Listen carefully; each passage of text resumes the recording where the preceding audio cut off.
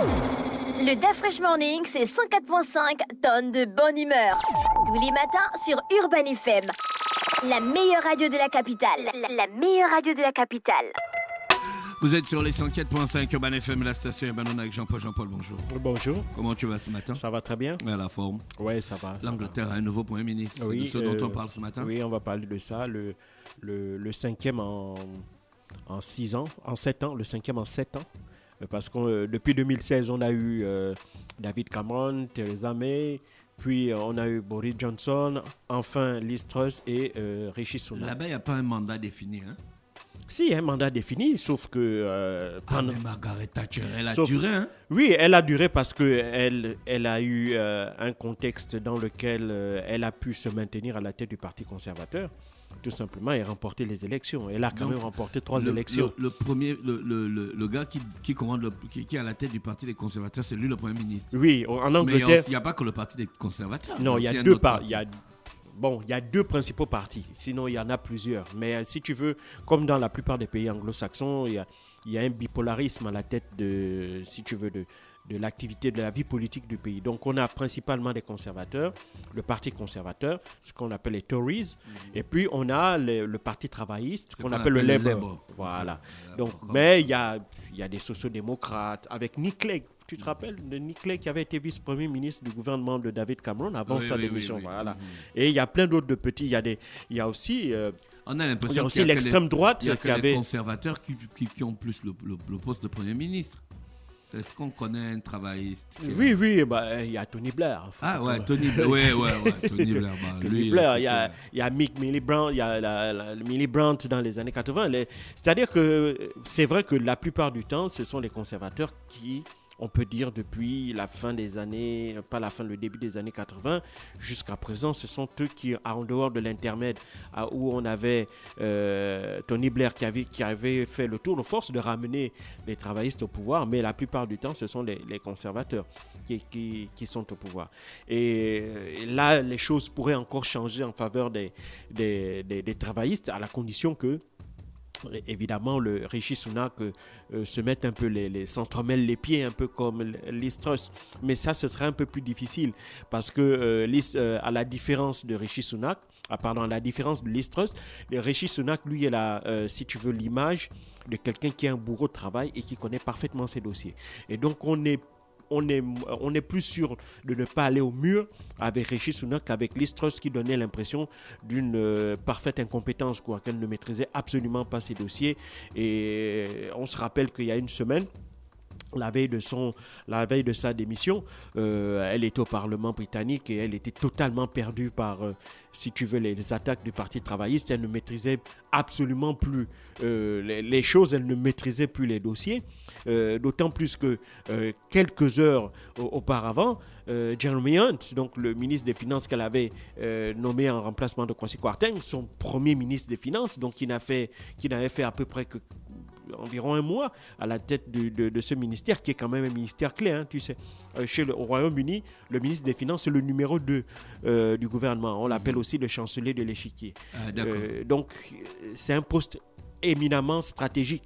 Donc, dès lors que votre numéro 2 ne semble pas faire l'unanimité, eh ben, vous êtes considérablement affaibli. Et en général, au Parti conservateur, c'est le ministre des Finances qui, en général, succède au Premier ministre. Donc, on est à la différence, donc, comme je disais, de Liz Truss. Rishi Sunak, lui, il maîtrise parfaitement son dossier. Et puis, il a l'avantage d'être un financier, et donc qu'il sait parler aux investisseurs, et donc qu'il saura rassurer les marchés financiers. Il ne faut pas l'oublier. Après la présentation de son mini-budget, Liz Truss avait entraîné la pagaille, la panique dans les marchés, et donc ce qui avait entraîné un effondrement de la livre sterling par rapport au dollar et par rapport aux autres devises, même l'euro, ce qui avait poussé la Banque d'Angleterre à réagir. Il est rare que la Banque centrale anglaise réagisse, mais elle était obligée de réagir en essayant de relever les taux directeurs d'environ 0,5%, donc pour essayer de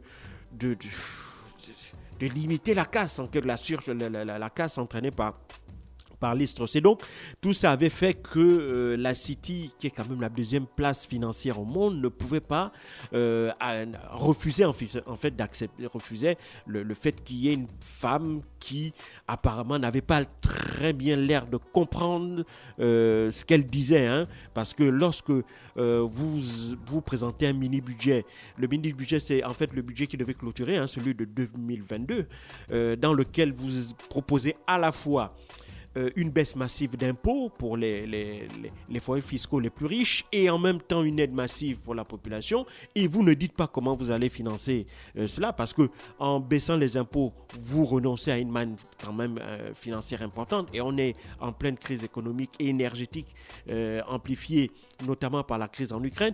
Et d'un autre côté, vous dites que vous allez massivement aider les populations, donc vous allez augmenter la dépense publique et donc la dette publique, et vous ne dites pas comment est-ce que vous allez pouvoir financer ça. Et donc, c'était quelque chose qui n'était pas du tout passé auprès des marchés financiers. Et pire, lorsque vous jetez en pâture votre ministre des Finances, parce que vous estimez que c'est lui le responsable, non, mais c'est vous qui avez validé ce plan, puisque c'est vous qui êtes parti le présenter devant les députés britanniques. Donc, tout ça a fait que non seulement il y a eu un retournement de la part des marchés financiers, il y a eu un retournement de la population, parce qu'il faut bien comprendre, ce n'est pas la population qui vote le Premier ministre, la population vote le parti qui aura la majorité au Parlement, et c'est ce parti qui a la majorité au Parlement qui occupe le poste de Premier ministre. Et donc, comme je l'avais expliqué ici, Liz Truss, en fait, quand elle avait fait une campagne très très à droite, hein, la différence de Rishi Sunak qui était plutôt vers le centre droit, qui était plus pour un libéralisme économique. À la fois, on renforce le libéralisme économique et à la fois, on renforce, si tu veux, le contrôle budgétaire. Donc, il faut contrôler le budget, même s'il faut permettre aux entreprises d'avoir plus de liberté pour amener plus de prospérité, donc plus d'argent pour pouvoir faire face aux difficultés que le pays rencontre. Et donc, c'est un peu ça la vision de Rishi Sunak, et c'était la raison pour laquelle il avait même démissionné du gouvernement de Boris Johnson avant Boris Johnson, et c'est cette démission qui avait entraîné la chute de Boris Johnson, parce qu'évidemment il y avait dans le fond il y avait une question aussi budgétaire sur laquelle il ne s'entendait pas, hein, sur le budget 2022, et donc lui il voulait beaucoup plus de contrôle budgétaire, parce que évidemment il sentait que avec la mise en œuvre des sanctions qui avaient impacté, si tu veux, la flambée des cours des hydrocarbures, et l'Angleterre étant un pays qui n'est pas un gros producteur de pétrole, c'est un petit producteur, et donc ça devait poser des problèmes, et donc on ne pouvait pas dans un tel contexte augmenter la dépense publique avec à la clé une augmentation de la dette. Pour lui, c'était absolument pas jouable. Et donc, c'est la raison profonde pour laquelle il avait démissionné. Et puis, avec les affaires du Partygate, Boris Johnson était frappé avait un problème de crédibilité de sa personne au sein du Parti conservateur. C'est la raison pour laquelle il avait démissionné. Donc, Rishi Sunak vient avec l'idée de rassurer d'abord les investisseurs, de garantir l'unité du Parti conservateur, hein, parce que le parti est quand même assez divisé. Même s'il est parvenu à obtenir rapidement les 100 parrainages pour pouvoir briller à la tête, pour pouvoir briller le poste de chef du Parti conservateur. Néanmoins, il y a quand même à l'intérieur du Parti conservateur des voix un peu dissonantes qui reprochent à Rishi Sunak d'abord, si tu veux, sa position sociale, hein, sa vie privée, parce qu'il faut savoir que Rishi Sunak est marié à une femme qui est richissime en Angleterre, et cette femme, qui est aussi d'origine indienne comme lui, a la particularité de ne pas être une résidente fiscale britannique. Donc, elle vit en Angleterre, mais elle estime que la plupart de ses entreprises étant basées à l'étranger, et donc elle paye très très peu d'impôts en Angleterre. Et donc, il y avait déjà cette polémique-là quand il était ministre des Finances, le fait qu'on vous dise que vous, ministre des Finances, qui demandez à vos concitoyens de payer plus d'impôts, votre propre femme, elle n'en paye pas suffisamment, surtout que les deux ont quand même... Mais c'est pas de sa faute. Non, c'est pas de sa faute, c'est-à-dire c'est légal, mais tu vois, tout ce qui est légal et qui n'est pas forcément moral, surtout dans une période où vraiment les Britanniques ont besoin d'argent et où on fait appel à l'austérité budgétaire avec des risques derrière, il y aura certainement des augmentations d'impôts, hein, ça Rishi Sunak l'a expliqué, mais pas vers les familles familles, les foyers, les couches sociales les plus faibles. Non, mais on va augmenter l'impôt pour les plus riches au nom de la solidarité, au nom de, si tu veux, le fait qu'il faille aider le pays à avoir plus de ressources pour faire face aux défis qui le guettent. Donc, tout ça, avoir une femme qui n'est pas résidente fiscale et qui ne paye pas donc beaucoup d'impôts, ça c'est un problème. Il va falloir peut-être que lui, il s'y attelle parce que les travaillistes, ils vont pas le lâcher sur cette question. Et puis, il y a aussi un petit relent, mais ça, c'est encore très très minime. Ça n'a rien à voir avec la France. Il y a d'autres il faut savoir que c'est le premier ministre qui ne soit pas de souche 100% blanche. Et c'est le petit-fils. Ce sont ses grands-parents qui sont arrivés au début des années 60 en Angleterre. Et lui, il est vraiment le symbole même de l'insertion dans la société britannique.